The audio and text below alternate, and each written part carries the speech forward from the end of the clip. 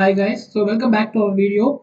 So நம்ம போன வீடியோவில் நம்ம வந்து ஒரு சிம்பிள் ஏஜென்ட் எப்படி கிரியேட் பண்ணி ஜெமினி மாடலில் யூஸ் பண்ணி எப்படி சேட் இன்புட் சேட் அவுட்புட் எடுத்து எப்படி ரெஸ்பான்ஸ் பார்க்கலாம் அப்படிங்கிறது பார்த்தோம். நம்ம பிளே கிரவுண்டில் போய் நம்மளுடைய ரெஸ்பான்ஸ் எல்லாத்தையும் பார்த்தோம். ஓகேவா? ஸோ இப்போ வந்து நம்ம ஃபுல்லாக என்ன பண்ண போகிறோம்னா நம்ம ரேக் மாடல் ப்ராக்டிக்கல் எக்ஸைஸ் தான் நம்ம இப்போ பார்க்க போகிறோம். ஸோ அதை எப்படி ஒர்க் பண்ணலாம், என்ன மாதிரி கான்செப்ட் ஒர்க் பண்ணலாம் அப்படிங்கிறத இந்த லேங் ஃப்ளோ டூல்லே நம்ம வந்து ஒர்க் பண்ணி பார்க்க போகிறோம். ஸோ என் விஎஸ் கோட ஓப்பன் பண்ணுறேன்னா எனக்கு இன்னுமே எனக்கு இந்த லேங் ஃப்ளோ அப்படிங்கிறது ஓகே ஆகிட்டு தான் இருக்குது, ரன் ஆகிட்டு தான் இருக்குது. 200 ஓகே அப்படின்னு சொன்னா ரன் ஆக தான் செய்யுது அப்படிங்கிறது அர்த்தம். நீங்க கண்ட்ரோல் சி குடுத்து இத கட் பண்ணீங்கன்னா, உங்களுக்கு லேங் ஃப்ளோ அப்படிங்கிறது கட் ஆயிடும். உங்களுக்கு இந்த டொமைன்ல ஓப்பன் ஆகாது. ஓகே.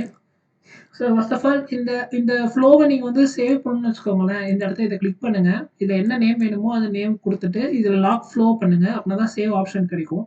ஸோ ஒன்ஸ் சேவ் பண்ணிட்டீங்கன்னா, உங்களுக்கு இதுல சேஞ்சஸ் இருக்காது. அப்புறம் நீங்க வந்து மறுபடியும் எடிட் பண்ண வேண்டியிருக்கும். நான் சேவ் அப்படிங்கிறத குடுத்துடுறேன். ஸோ இப்ப எனக்கு இந்த மாடல் வந்து எனக்கு சேவ் ஆயிடுச்சு.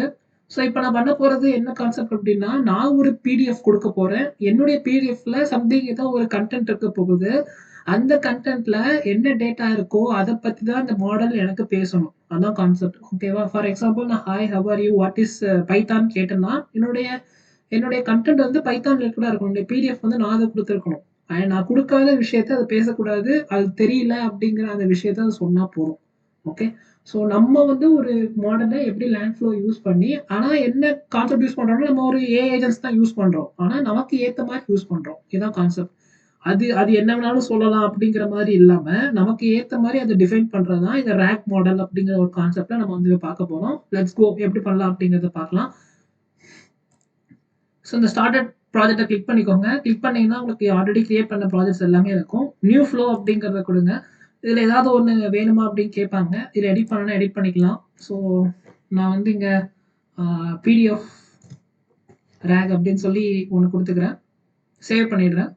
சேவ் பண்ணிட்டு இதுல ஏதாவது டெம்ப்ளேட் வேணும்னா நீங்க சூஸ் பண்ணலாம். இல்லன்னா நீங்க ப்ராம்ப்ட் குடுத்து ரன் பண்ணலாம். இல்ல அப்படின்னா சும்மாவே இந்த இடத்துல ஒரு கிளிக் பண்ணீங்கன்னு வச்சுக்கோங்களேன், உங்களுக்கு ஆட்டோமேட்டிக்கா ஒரு மேனுவல் டெம்ப்ளேட் எந்த ஒரு டெம்ப்ளேட் இல்லாம ஆட்டோமேட்டிக்கா எனக்கு கிரியேட் ஆயிடும்.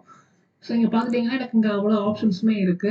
நம்ம வந்து என்னெல்லாம் பண்ணலாம் அப்படிங்கிறத ஃபர்ஸ்ட் பார்க்கலாம். First of all we need to create a PDF.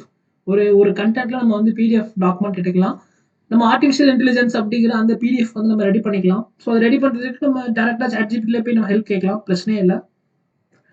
Just நான் இப்ப வந்து ChatGPTல ப்ராம்ப்ட் கேட்கிறேன். Give PDF content.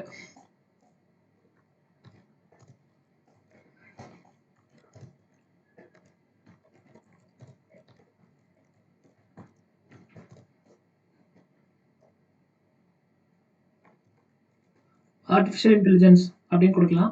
ஸோ இப்ப எனக்கு ஆர்டிஃபிஷியல் இன்டெலிஜென்ஸ பத்தி ஒரு பிடிஎஃப் கன்டென்ட் வந்து எனக்கு இங்க குடுக்குறாங்க. அண்ட் இந்த பிடிஎஃப் நான் வந்து காப்பி பண்ணி சேவ் பண்ணிக்கலாம்.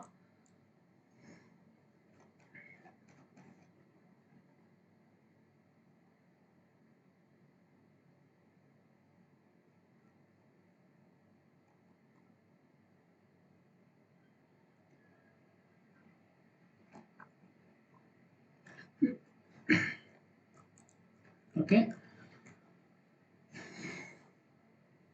புதுசா ஒரு பிடிஎஃப் கிரியேட் பண்றதுக்கு ஜஸ்ட் நான் வந்து ஏதாவது ஒரு பிடிஎஃப் டாக்குமெண்ட்ல போயிட்டு புது டாக்குமெண்ட் ஓப்பன் பண்ணி பேஸ்ட் பண்ணிடுறேன். பேஸ்ட் பண்ணிட்டு ஆர்டிஃபிஷியல் இன்டெலிஜென்ஸ் ஏஐ பிடிஎஃப் அப்படி நேம் வச்சுக்கிறேன். நேம் வச்சுட்டு ஃபைல் கொடுத்து டவுன்லோட் பண்ணிடலாம் பிடிஎஃபா. ஸோ இப்போ எனக்கு இது டவுன்லோட் ஆயிடுச்சு. And then I am coming back to my Langflow. ஸோ இந்த இடத்துல நான் வந்து சேட்டோட இன்புட் எடுத்து வைக்கணும் ஃபர்ஸ்ட். ஸோ போன வீடியோவில் என்ன பார்த்தோம்னா நம்ம மாடல்ஸ் யூஸ் பண்ணோம், லாங்குவேஜ் மாடல் யூஸ் பண்ணோம். ஸோ இந்த டைம் என்ன பண்ண போறோம்னா ஏஜென்ட்ஸ் அப்படிங்கிறத யூஸ் பண்ண போறோம். ஸோ ரெண்டுமே ஒன்று தான்.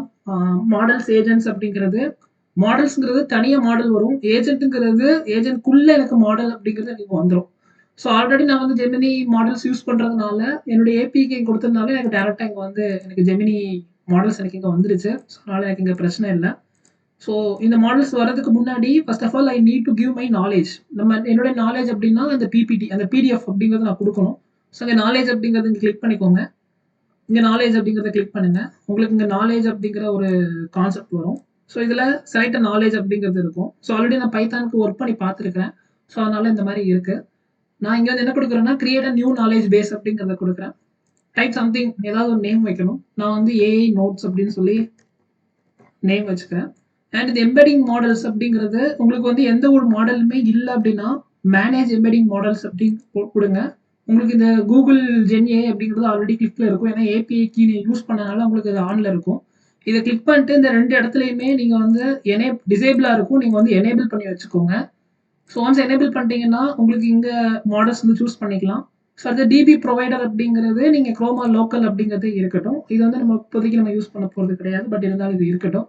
ஜஸ்ட் நீங்க வந்து இதை ஏஐ நோட்ஸ் கொடுத்து கிரியேட் பண்ணீங்கன்னா உங்களுக்கு இந்த சைட்ல knowledge base AI notes created அப்படிங்கிறது வந்துடும். அப்போ ஏஐ நோட்ஸ் அப்படிங்கிற இந்த நாலேஜ் வந்து நமக்கு என்ன ஆயிடுச்சு, கிரியேட் ஆயிடுச்சு. ஒன்ஸ் கிரியேட் ஆனதுக்கப்புறம் ஐ need to give my content. என்னுடைய பிடிஎஃப் வந்து நான் உள்ள கொடுக்கணும். ஆனால் இங்கே பார்த்தீங்கன்னா எனக்கு எந்த ஆப்ஷனுமே இல்லை. அப்லோட் பண்ணுற மாதிரி எந்த ஆப்ஷனும் இல்லை.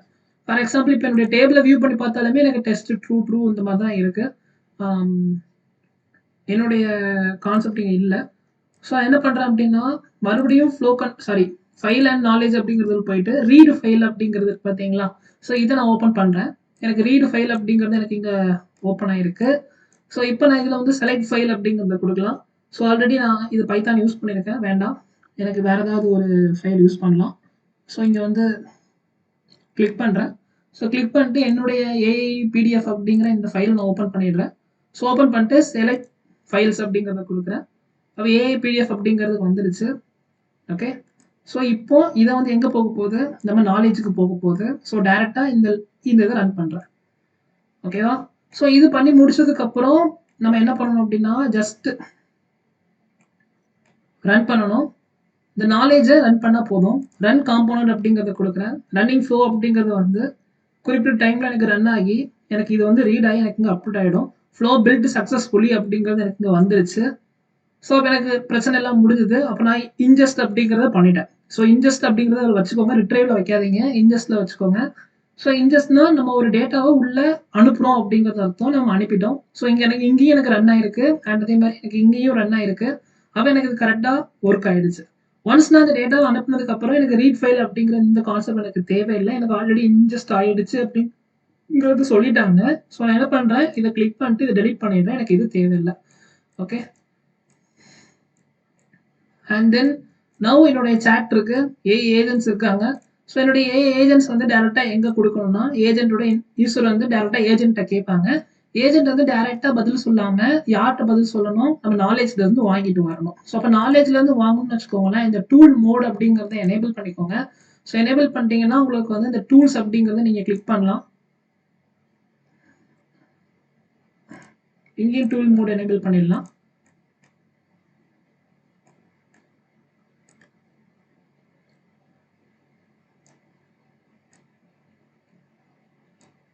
ஓகே. இதை ஆஃப் பண்ணிட்டு நான் இன்ஜஸ்ட்ல இருக்கு, இன்ஜஸ்ட்ல இருந்து ரிட்ரைவ் மோடுக்கு மாத்திக்கிறேன்.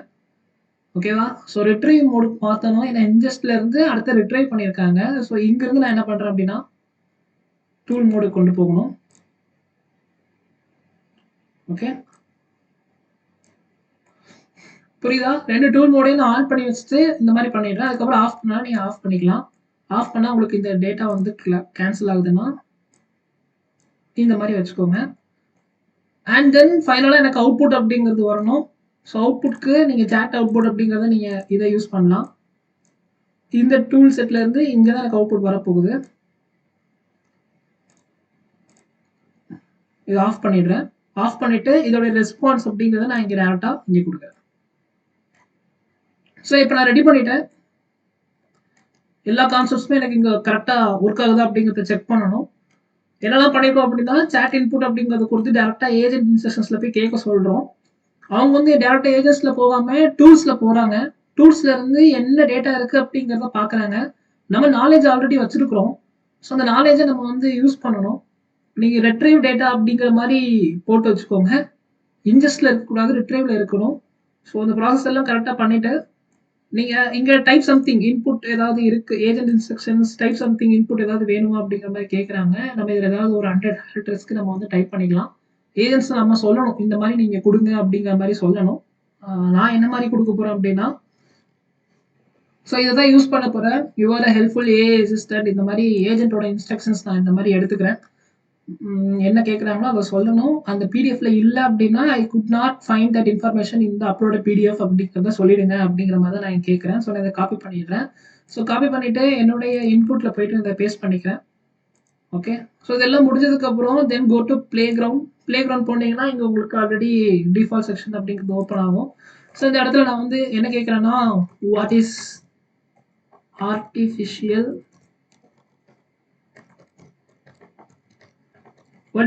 இன்டெலிஜென்ஸ் அப்படிங்கிற மாரி ஒரு கொஸ்டின் கேட்கிறேன். இப்ப எனக்கு ஏ வந்து ரன் ஆகும். ரன் ஆகி ஆக்சஸிங் ரிட்ரைவ் டேட்டா. ஏன்னா நான் ரிட்ரைவ் டேட்டா தான் உள்ள குடுத்துருக்கேன். என்னுடைய டூல தான் ஆக்சஸ் பண்ணுது. Based on your upload PDF. பாத்தீங்களா எப்படி ஆன்சர் பண்ணுதுன்னு? Based on your upload PDF, artificial intelligence is the branch of computer science that focus on something artificial intelligence பத்தி நமக்கான டேட்டா அப்படிங்க சொல்லுது. ஃபார் எக்ஸாம்பிள் நான் வந்து வேற ஏதாவது கேட்கிறேன். What is Java?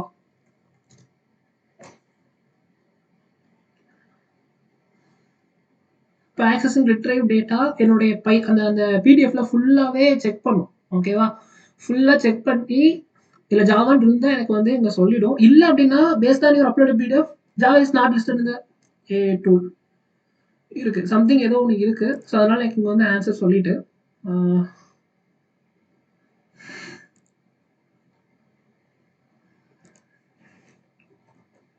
Okay. So வேற ஏதாவது நீங்க டைப் பண்ணி பார்த்தீங்கன்னா உங்களுக்கு தெரியும். இதுக்கு வந்து could not find that in this அப்படின்னு சொல்லி சொல்ல வாய்ப்பு இருக்கு.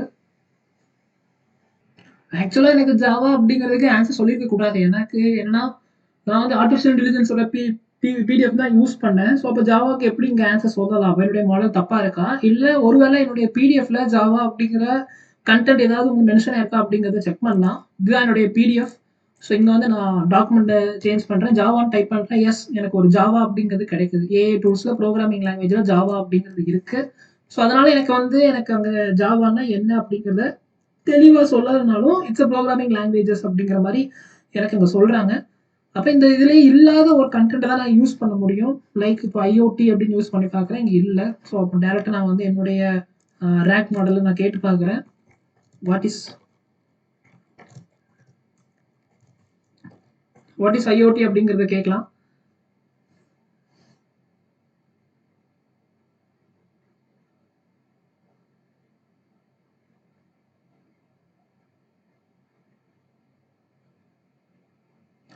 ஸோ எனக்கு செக் பண்றாங்க. ஒவ்வொரு டைம் அந்த பிடிஎஃப் பெருசா இருந்துச்சுன்னா அங்க சொல்லும். இங்க பாருங்க I could not find the information in the uploaded PDF. Okay. இப்ப எனக்கு ஐஓடினா என்ன ஆன்சர் அப்படிங்கிறது சொல்லாது. டைரக்ட்டா ஏஜென்ட் மாரி சொல்லாது.